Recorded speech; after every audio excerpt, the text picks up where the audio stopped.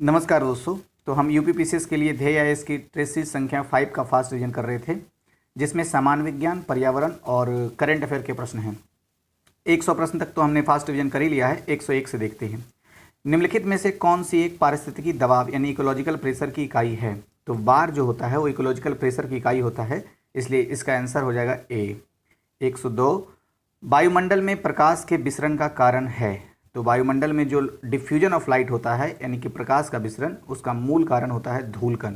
तो इसलिए विकल्प डी इसका सही आंसर हो गया। अब 103 निम्नलिखित में से किस विटामिन में नाइट्रोजन पाया जाता है? तो नाइट्रोजन विटामिन बी में पाया जाता है, इसलिए विकल्प बी इसका आंसर है। अब हमें याद होगा कि हमने जब भी चर्चा किया था विटामिन के बारे में तो 3-4 चीज़ों पर फोकस करते हैं। पहला ये कि उसका वैज्ञानिक नाम क्या है, दूसरा ये कि वो वसा में घुलनशील है या वाटर में घुलनशील है, तीसरा ये कि उसकी कमी से कौन से रोग होते हैं, और चौथा ये कि उसके स्रोत क्या हैं, मतलब क्या खाने से कौन सा विटामिन मिलता है। तो खैर अब यहाँ देखते हैं अन्य विकल्पों पर। जैसे कि विटामिन ए लिखा हुआ, तो विटामिन ए का वैज्ञानिक नाम क्या हमने बताया था? रेटिनॉल।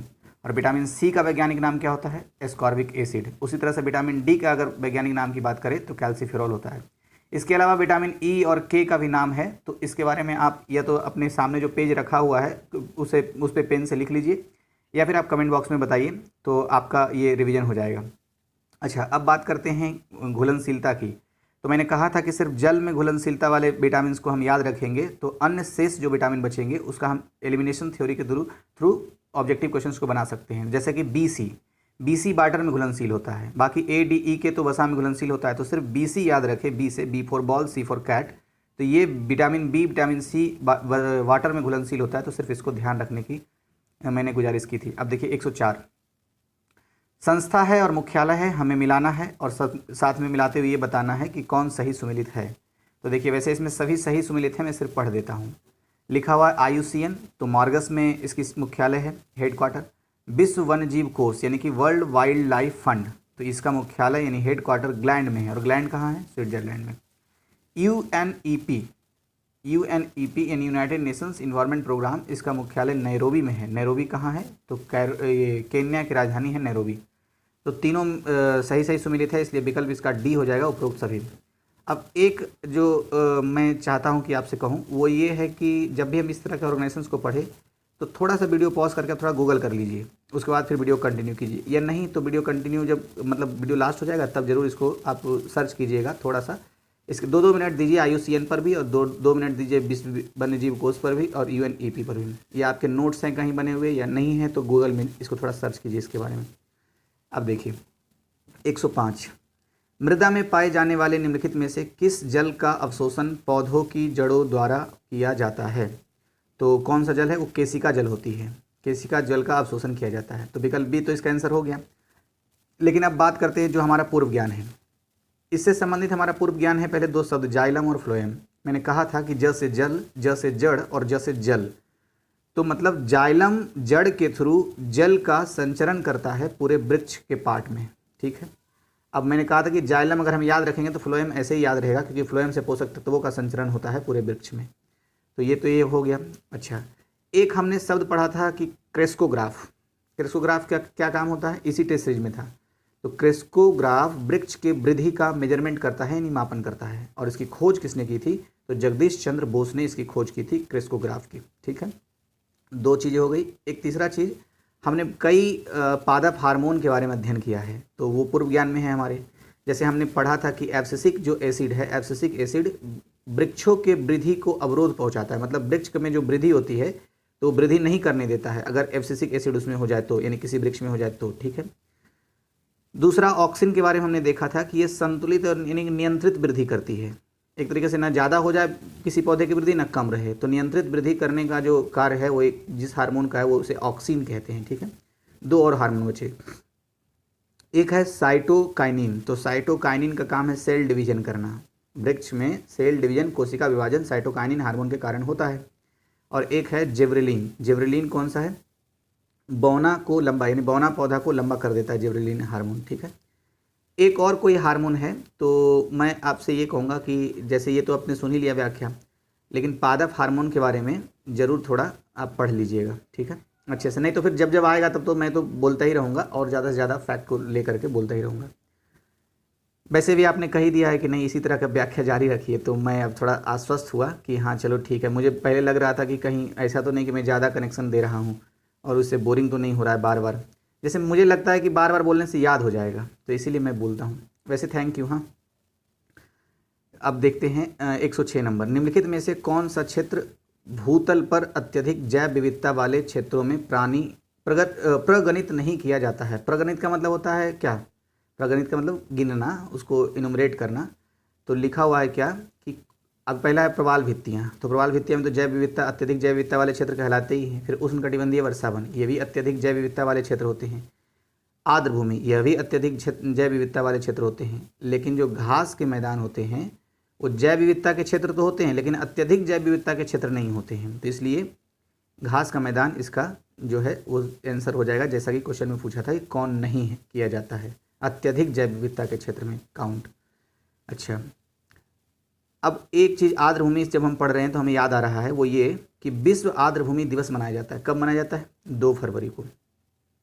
और ठीक इसके 2 दिन बाद यानी कि 4 फरवरी को विश्व कैंसर दिवस मनाया जाता है। यही एक क्वेश्चन आएगा आगे, तो मैं अभी बोल दिया। और पहली बार विश्व आर्द्र भूमि दिवस कब मनाया गया था? तो 1997, 2 फरवरी 1997 को मनाया गया था। और रामसर कन्वेंशन इसी से संबंधित है। किससे? आर्द्र भूमि से। ठीक है।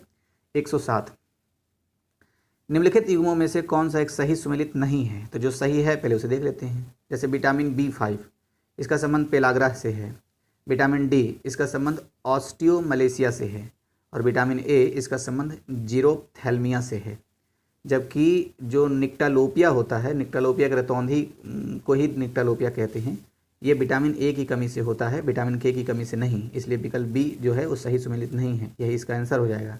लेकिन आपके लिए प्रश्न है, विटामिन के का वैज्ञानिक नाम क्या है? आप या तो कमेंट बॉक्स में बताइए या अपने मन में सोचिए, या सामने आपके जो पेज रखा हुआ है उस पे आप लिख लीजिए।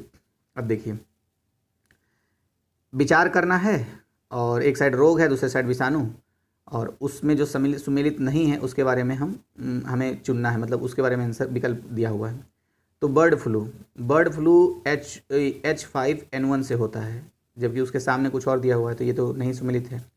फिर स्वाइन फ्लू होता है H1N1 से, जबकि इसके सामने कुछ और दिया हुआ है, तो ये दोनों तो सुमेलित नहीं है। लेकिन डॉग फ्लू जो होता है, DOG डॉग मतलब कुत्ता, तो डॉग फ्लू जो होता है H3N8 से होता है। ठीक है, तो इस हिसाब से तो इसका आंसर हो गया। इसमें पूछा क्या था? जो सुमेलित नहीं है, तो 1 और 2 सुमेलित नहीं है, तो विकल्प सी इसका आंसर हो गया।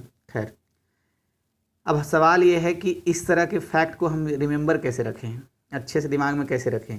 क्योंकि एग्ज़ाम में ना पता क्या कन्फ्यूजन होता है कि बर्ड फ्लू का H1 था कि H5 था, H3 था कि ऐसे करके बहुत कन्फ्यूजन होता है, और वहाँ पे अक्सर गलतियाँ हो जाती हैं। तो देखिए, इसका एक तो तरीका है कि लिखना ही चाहिए, इसको लिख लेना चाहिए। बिल्कुल लिखते हैं तो वो चीज़ें दिमाग में रहेगी, कम से कम अवचेतन मन में अस्थायी हो जाएगा। 2-3 बार जब भी मौका मिले लिख लेना है। और मैंने इसको कैसे याद रखा है? क्योंकि मैंने 2-3 बार गलतियाँ की है, टेस्ट सीरीज देते समय भी, और फाइनल एग्जाम में भी 1-2 बार गलतियाँ हुई है इस तरह के चीज़ों से। तो देखिए, वर्ड यानी पंछी, प से पंछी है और प से 5 है, तो H5 यहाँ पर हो गया और प से पंछी हो गया। तो इस तरीके से ये हमने याद किया है कि वर्ड फ्लू H5N1, बस एक याद रखो, बाकी सब अपने आप हो जाएगा। और जो डॉग फ्लू है ना, तो 8 को अगर अच्छे से आप गौर से देखें, एन के साथ जो 8 लगा हुआ है, तो ये डॉग की तरह बन जाता है। अगर कायदे से देखेंगे तो थोड़ा सा ऑब्जर्वेशन करना पड़ेगा अगर आपको ऐसे याद रखना है तो, नहीं तो लिख लीजिए, तो सबसे बेस्ट तरीका है, वो हमेशा के लिए याद रह जाता है। ठीक है, अब आते हैं 109 नंबर पर। इंटरफेरोमीटर की सहायता से मापा जाता है। तो इंटरफेरोमीटर की सहायता से तारों एवं आकाशगंगा के व्यास को मापा जाता है। व्यास यानी कि डायमीटर का आधा होता है रेडियस। आपने मैथ में जरूर पढ़ा होगा कि त्रिज्या यानी कि रेडियस उसका आधा होता है। तो कुल मिला के हमने बात क्या किया कि इंटरफेरोमीटर मापन की इकाई है जिससे हम तारों और आकाशगंगा के व्यास की मेजरमेंट करते हैं। ठीक है, अब जो कुछ दृष्टि वाले समान विज्ञान के टेस्ट सीरीज में, चाहे इसी के फर्स्ट या सेकंड वीडियो में जो हमने देखा है, उसको थोड़ा शॉर्ट रिवीजन करते हैं। जैसे एक क्वेश्चन आया था कि फायदोमीटर किस लिए होता है, तो फायदोमीटर से हम महासागर की गहराई मापते हैं। ठीक है, महासागर से याद आया, इसको इंग्लिश में क्या बोलते हैं? ओशन। और ऑक्सीजन सबसे ज़्यादा कहाँ है? ओशन। तो वो गाना से याद रखिएगा, तेरी आंखों के ओशन में, तो वो ऑक्सीजन ऐसे करके जरूर याद रखना है ना। सबसे ज़्यादा ऑक्सीजन और ओशन में यानी कि महासागर में। पायरोमीटर, अत्यधिक तापमान का अगर मेजरमेंट करना हो तो पायरोमीटर चाहिए। महासागर की गहराई का मेजरमेंट करना हो फायरोमीटर चाहिए। अगर वायुमंडल की सापेक्ष आर्द्रता रिलेटिव ह्यूमिडिटी अगर मेजरमेंट करना हो तो हाइग्रोमीटर चाहिए, और अगर वाहन द्वारा तय की गई दूरी कितना दूर वाहन चला है तो इसके लिए ऑन्डोमीटर चाहिए होता है। ठीक है, एक और है बोलोमीटर। तो बोलोमीटर से हम थर्मल रेडिएशन यानी ऊष्मीय विकिरण का मेजरमेंट करते हैं। ठीक है, अब आते हैं 110। बायोलॉजिकल ऑक्सीजन मांग किस एक प्रदूषण को मापने की प्रमुख इकाई है? तो हमें पता ही है BOD। तो पहले तो इसके आंसर की बात कर लेते हैं। BOD से हम जल के प्रदूषण की माप करते हैं, यानी कि जल में सीवेज से द्वारा कितना प्रदूषण हुआ है ये BOD के द्वारा माप होता है। तो विकल्प 20 का आंसर हो गया। लेकिन याद कीजिए कथन और कारण के टाइप से कुछ क्वेश्चंस थे इसी टेस्ट सीरीज में। उस समय हमने जो सीखा था उसको मैंने बगल में लिख रखा है, मैं बोलता हूँ। हमने ये सीखा था कि COD यानी केमिकल ऑक्सीजन डिमांड जो होता है उसका वैल्यू ज़्यादा होता है BOD से। ऐसा क्यों होता है? ऐसा इसलिए होता है क्योंकि जल के टोटल कार्बनिक पदार्थों जो बायोडिग्रेडेबल हैं या नॉन बायोडिग्रेडेबल हैं दोनों के लिए ऑक्सीजन की कुल मांग की मात्रा कितनी है ये सब हम मेजरमेंट करते हैं COD के थ्रू, जबकि BOD में सिर्फ और सिर्फ बायोलॉजिकल ऑक्सीजन डिमांड की हम बात करते हैं। तो यही कारण है कि COD का वैल्यू ज़्यादा होता है, उसका माप ज़्यादा होता है। अब 111, निम्नलिखित में से कौन सा वायु प्रदूषण रोकथाम की यंत्रीय विधि है? यंत्रीय विधि बोल रहा है यानी कि मैकेनिकल मेथड्स। तो बैग फिल्टर भी मैकेनिकल मेथड्स है, साइक्लोन कलेक्टर भी मैकेनिकल मेथड्स है ये वायु प्रदूषण को रोकथाम के लिए, और साइक्लोन सेपरेटर भी। तो 2, 3, 4 विकल्प इसका सही आंसर हो गया। नेक्स्ट है 112 में, निम्नलिखित में से कौन सा एक आनुवांशिक संसाधनों को प्राप्त करने एवं उनसे मिले लाभों के समुचित एवं निष्पक्ष बंटवारे से संबंधित है? तो नागोया प्रोटोकॉल, जिसे ABC प्रोटोकॉल भी कहते हैं, तो ये संबंध किस चीज़ से है? आनुवांशिक संसाधनों को प्राप्त करने और उनसे मिले लाभों के समुचित और निष्पक्ष बंटवारे से संबंधित है। ठीक है, तो नागोया प्रोटोकॉल याद रखना है, इसको ABC प्रोटोकॉल भी कहते हैं। 2010 में नागोया प्रोटोकॉल को स्वीकार किया गया है। अब आपके लिए एक प्रश्न है, हमने कई बार चर्चा किया है और इसी टेस्ट में क्वेश्चन में पूछा गया था, बोन समझौता 1979 का किस चीज़ से है? एक तो फैक्ट यही है कि 1979 में बोन समझौता हुआ था, लेकिन मैंने जो प्रश्न किया है आपसे, आपको बताना है कि बोन समझौता किस चीज़ के लिए हुआ था। तो कमेंट बॉक्स में ज़रूर बताइए इसका आंसर। अब 113, पारिस्थितिकी निकेत के संदर्भ में कौन सा एक कथन असत्य है? यानी असत्य कथन का चुनाव करना है पारिस्थितिकी निकेत के संबंध में। पहला जो सही है वो पढ़ लेते हैं। निकेत एक सूक्ष्म निवास होता है, ये बिल्कुल सही है।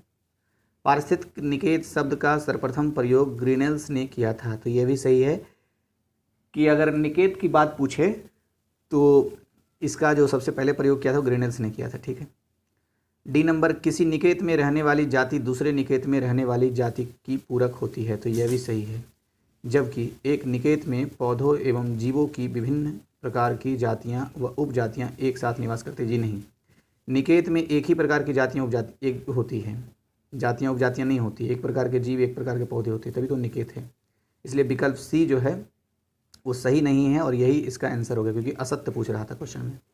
114 नंबर, कथन है जैव मंडल एक खुला तंत्र है, बिल्कुल सही बात है। जैव मंडल कैसा होता है? एक तंत्र, खुला तंत्र होता है, ओपन सिस्टम होता है। कारण क्या है इसके पीछे? इसमें ऊर्जा का सतत निवेश तथा पदार्थों का सतत बहिर्गमन होता रहता है। तो हाँ, ये बात सही है।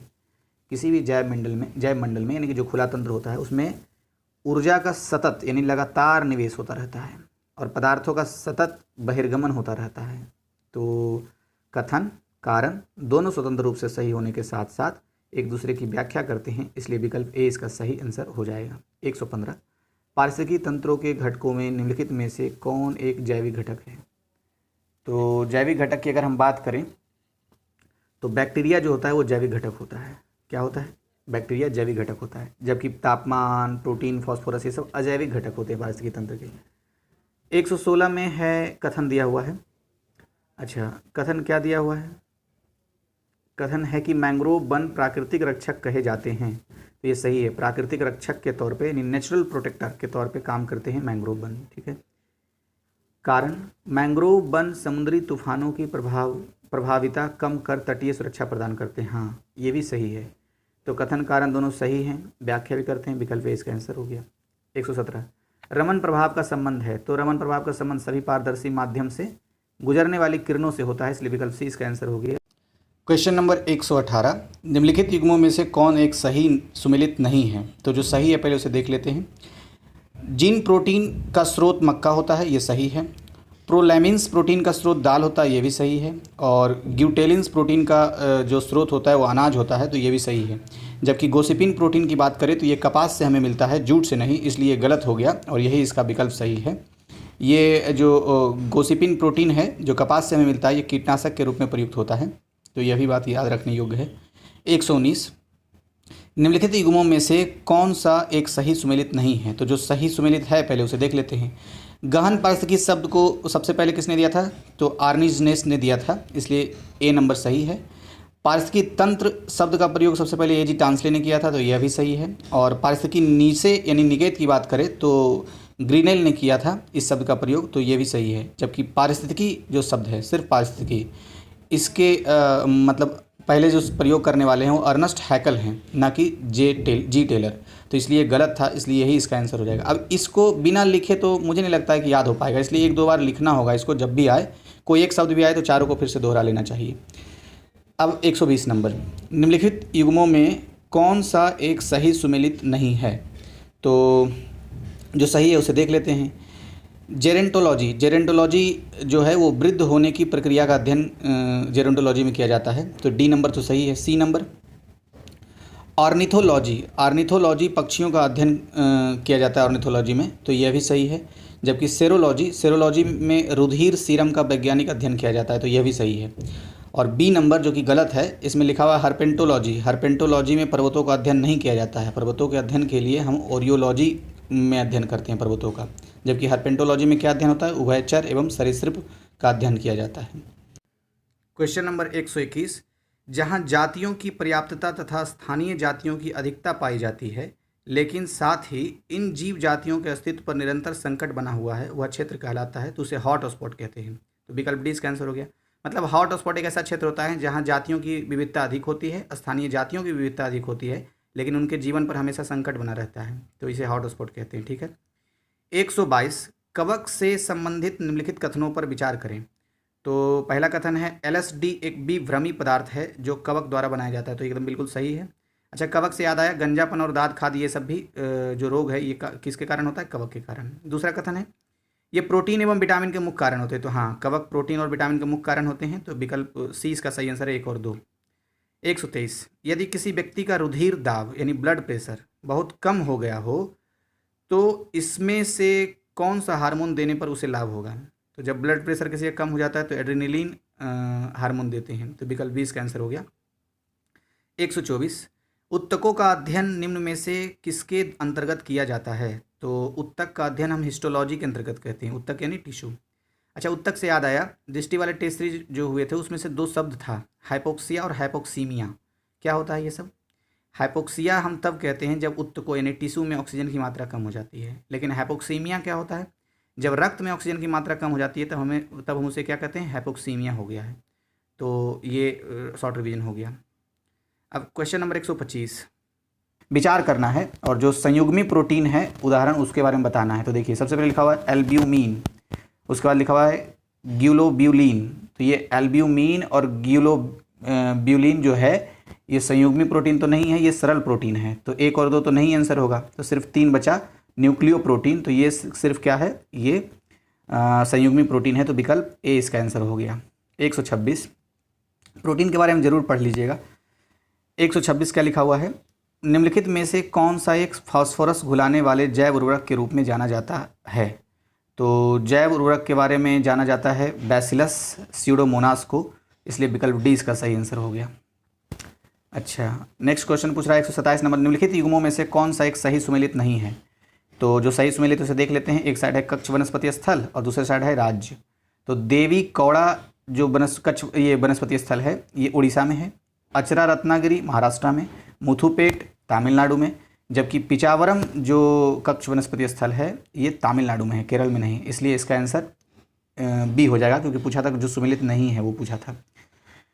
तो इस तरह के क्वेश्चंस को जब कहाँ वाला बात आ जाए तो मैप में लोकेट करना ज़्यादा अच्छा होगा, तो इसलिए ज़रूर कीजिएगा इसको मैप में लोकेट।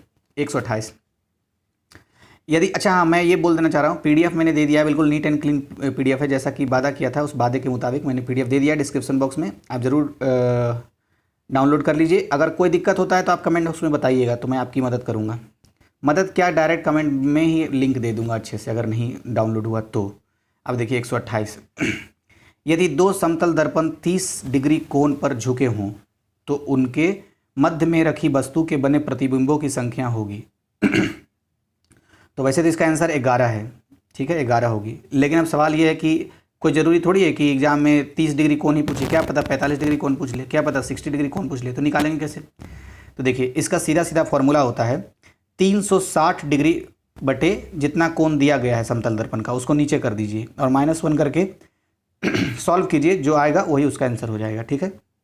जैसे इसमें था ना समतल दर्पण का कोण 30 डिग्री दिया हुआ, तो 360 बटे 30 -1 इक्वल टू 12 -1 11 हो गया। तो यहाँ पर लिख करके रखा हूँ, आप देख लीजिए स्क्रीन पे। 129 निम्नलिखित, तो अच्छा कथन कारण है, तो देखते हैं कथन क्या है। ठंडे देशों में अल्कोहल को तापमापी द्रव्य के रूप में वरीयता दी जाती है। तो ये रिपीटेड क्वेश्चन है, दृष्टि वाले में भी था और इसमें भी है। तो ये बात सही है कि अल्कोहल को तापमापी के रूप में प्रयोग किया जाता है ठंडे देशों में। और मैंने ये भी चर्चा किया था कि कुछ कुछ तो अल्कोहल ऐसे होते हैं जो ठंडे देशों में उसका जो तापमान होता है एक तरीके से -112 डिग्री सेल्सियस तक पहुंच जाता है। द्रव्यनांक कह रहा हूँ। अच्छा, कारण क्या है, अल्कोहल का द्रव्यनांक उच्च होता है जी, नहीं निम्नतर होता है। तो ये तो गलत हो गया, तो केवल एक सही आर गलत, विकल्प सी नंबर इसका आंसर हो जाएगा। 130, तो वही सुमेलित करना है और जो सही सुमेलित है उसको पहचानना है। तो सारा सही सुमेलित है, मैं पढ़ता हूँ। सीटी स्कैन एक्स किरण से संबंधित है, दूरसंचार माइक्रोवेव तरंगों से संबंधित है और टीवी प्रसारण ये रेडियो वेव से संबंधित है। उपरोक्त सभी विकल्प डी। फिर से 131 में कथन आ गया, लार में एमाइलेज एवं लाइसोजाइम नामक 2 एंजाइम पाए जाते हैं। तो हाँ, जो लार होता है ना उसमें एमाइलेज और लाइसोजाइम ये 2 एंजाइम पाए जाते हैं, ठीक है, ये कथन सही है। अब ध्यान सुनिए कारण क्या है। एमाइलेज स्टार्च को शर्करा में तोड़ता है जबकि लाइसोजाइम भोजन में उपस्थित जीवाणुओं को नष्ट करने में सहायता करता है। तो ये दोनों कथन कारण स्वतंत्र रूप से सही हैं, व्याख्या नहीं करते हैं, इसलिए इसका आंसर बी हो जाएगा। 132, निम्नलिखित में से कौन सा एक जैव निम्नीकृत नहीं है। जैव निम्नीकृत किसे कहते हैं, बायोडिग्रेडेबल को जैव निम्नीकृत कहते हैं। तो देखिए जैव निम्नीकृत का मतलब है कि सड़ जाए गल जाए। तो ऊन की चटाई, तो ऊनी चटाई तो सड़ेगी गलेगी, यानी जैव निम्नीकृत हुई। चमड़े की थैली भी बायोडिग्रेडेबल होता है, नहीं सड़ेगा गलेगा। जूट की टोकरी भी बायोडिग्रेडेबल होता है, नहीं सड़ेगा गलेगा। जबकि चांदी की पन्नी सड़ता गलता नहीं है, यानी कि बायोडिग्रेडेबल नहीं है। तो विकल्प 20 का आंसर हो गया। 133, निम्नलिखित में से कौन सी प्रक्रिया जल चक्र में शामिल प्रक्रिया का एक हिस्सा नहीं है। तो उदरपातन जो होता है वो एक हिस्सा नहीं है, इसलिए विकल्प 20 का सही आंसर हो गया। अच्छा, है कौन कौन सा जल चक्र का, तो बाष्पीकरण, हिमीकरण और बीगलन यानी कि मेल्टिंग, ये सब जल चक्र का हिस्सा होता है, ठीक है। उदरपातन तो वो होता है ना, जो सब्लिमेशन, जिसको जो डायरेक्ट ठोस से गैसियस फॉर्म में बदल जाता है, जैसे कि कपूर। 134, प्लास्टर ऑफ पेरिस निम्नलिखित में से किसका एक उत्पाद है। तो प्लास्टर ऑफ पेरिस कैल्शियम का एक उत्पाद होता है, इसलिए विकल्प सी इसका आंसर हो गया। 135, निम्नलिखित में से किसका उपयोग विस्फोटक के उत्पादन में किया जाता है। तो ग्लिसरॉल का उपयोग हम विस्फोटक के उत्पादन में करते हैं। 136, जो सुमेलित नहीं उसको पहचानना है, सुमेलित देख लेते हैं। ईस्ट का सुमेलन किण्वन से सही है, कैसीन का सुमेलन दुग्ध प्रोटीन से सही है, क्योंकि हमने एक क्वेश्चन ये भी तो आया था ना जिसके बारे में हमने डिस्कस किया था कि दूध का धवल रंग किसके कारण होता है, तो कैसीन के कारण। अच्छा, एलोवेरा ये आवृतबीजी एक पौधा होता है, तो ये भी सही है। जबकि ये जो घटपर्णी वाला है, ये घटपर्णी परजीवी आवृतबीजी नहीं होता है, ये कीटभक्षी पौधे होते हैं घटपर्णी, तो इसलिए विकल्प डी जो है गलत हो गया। अच्छा, एक क्वेश्चन आता है, वो कीट का भक्षण क्यों करते हैं। कीटभक्षी जो पौधे होते हैं किस चीज़ की पूर्ति के लिए करते हैं। चलिए विकल्प दे देता हूँ, नाइट्रोजन या ऑक्सीजन, दोनों में से बताइएगा कौन सा है सही। 137, निम्नलिखित में से कौन सा एक राज्य विभिन्न केंद्रित सुधारों को सफलतापूर्वक लागू कर पूंजीगत परियोजनाओं के लिए अतिरिक्त पूंजी पाने वाला देश का पहला राज्य बन गया है। तो मध्य प्रदेश ऐसा पहला राज्य है। करंट अफेयर से क्वेश्चन है, विकल्प बी। 138, हुरून ग्लोबल 500 रिपोर्ट 2020 में निम्नलिखित में से किसे मूल्यवान कंपनी का स्थान प्राप्त हुआ है। तो एप्पल को प्राप्त हुआ है, विकल्प सी इसका सही आंसर हो गया। जनवरी 2021 की रिपोर्ट है ये। 139, हाल ही में कौन सा राज्य ई कैबिनेट प्रणाली लागू करने वाला भारत का पहला राज्य बन गया है। तो हिमाचल प्रदेश। याद रखना ये महत्वपूर्ण क्वेश्चन है। 140, ये भी महत्वपूर्ण क्वेश्चन है, क्या है देखिए, इकोनॉमिक इंटेलिजेंस यूनिट द्वारा जारी लोकतंत्र सूचकांक 2020 में भारत किस स्थान पर है? तो 2020 में लोकतंत्र की सूची में हमारा देश घट करके 53वें स्थान पर आ गया है, 53rd बोल रहा हूँ, ठीक है। शीर्ष स्थान नॉर्वे का है और निम्न स्थान नॉर्थ कोरिया का है। किम उन जुंग याद आ ही रहा होगा, नॉर्थ कोरिया, और अपना स्थान 53वां है, 53rd। 141, नासा द्वारा घोषित स्पेरेक्स मिशन किस एक के अध्ययन से संबंधित है? तो स्पेरेक्स मिशन जो है नासा द्वारा घोषित, उसका संबंध है आकाश गंगा एवं ब्रह्मांड निर्माण की प्रक्रिया का अध्ययन से, ठीक है। विकल्प सी इसका आंसर हो गया। 142, हाल ही में निम्न में से किस क्रिकेटर को जनवरी 2021 में उनके शानदार प्रदर्शन के लिए ICC men's player of the month award के लिए चुना गया है? तो ऋषभ पंत को चुना गया है। विकल्प बी इसका सही आंसर है। 143, भारत का सबसे बड़ा हॉकी स्टेडियम कहाँ है? हॉकी बोल रहा हूँ, हॉकी स्टेडियम, तो ये राउरकेला में है। विकल्प डी इसका आंसर हो गया। 144, हाल ही में माउंट मेरापी में ज्वालामुखी विस्फोट प्रारंभ हुआ, यह किस देश में स्थित है? तो ये इंडोनेशिया में स्थित है। अच्छा, इंडोनेशिया की राजधानी क्या है? जकार्ता, याद रखना है। 145, विश्व कैंसर दिवस कब मनाया जाता है? तो विश्व कैंसर दिवस 4 फरवरी को मनाया जाता है, अभी हमने रिवीजन किया था। और ठीक इसके 2 दिन पहले 2 फरवरी को विश्व वेटलैंड दिवस मनाया जाता है। सबसे पहली बार वेटलैंड दिवस 1997 में मनाया गया था, और रामसर कन्वेंशन का संबंध भी वेटलैंड से है ना।